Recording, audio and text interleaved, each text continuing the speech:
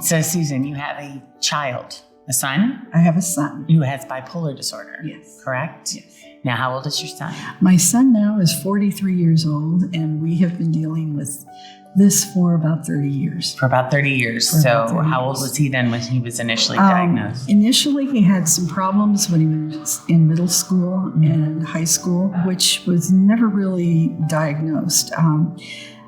Behavioral problems and such as tantrums at school and not turning his schoolwork in at school and some other things the teachers were concerned about. And we got involved with psychologists who all said, well, there's not really any problem here. Then when he went away to college, his sophomore year, I went to pick him up in New York State. He had been there since September, and he looked awful. Whenever I first saw him, I thought, my goodness, what's going on? And what did you notice was different? He was disheveled.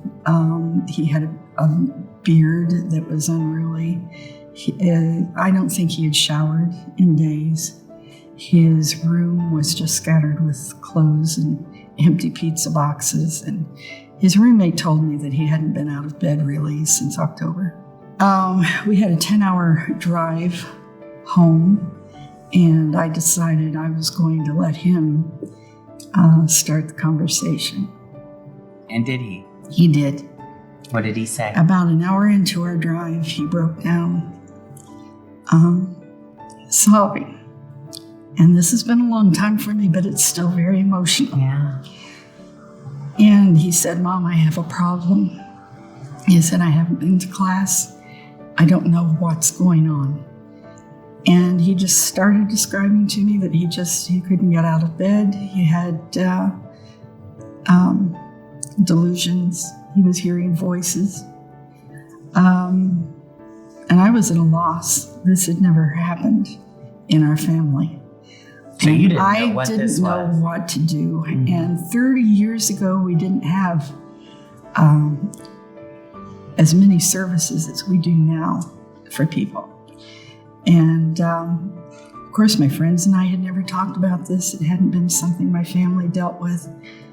I didn't know where to go.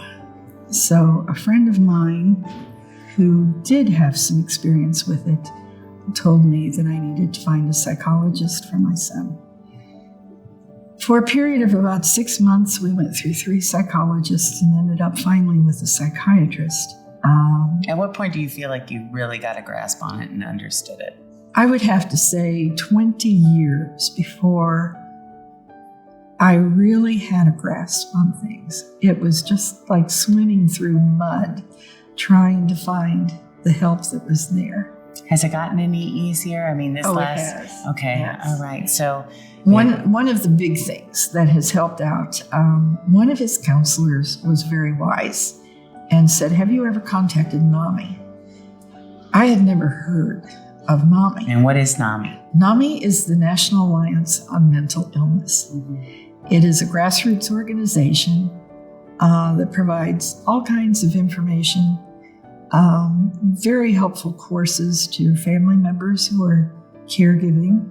They provide support groups for people who are dealing with mental illness, who have been stable for a long time. It provides a social outlet for them, as well as people helping each other with ways that they found to deal with the mental illness. The family-to-family course was a real eye-opener for me. It explained what mental illness is.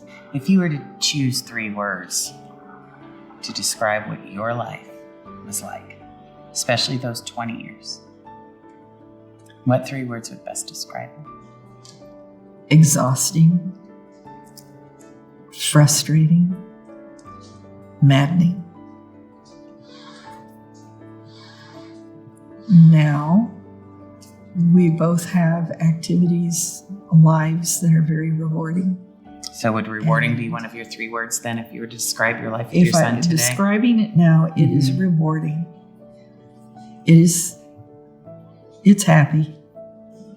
Hard-earned. It is hard earned. But there is life with mental illness.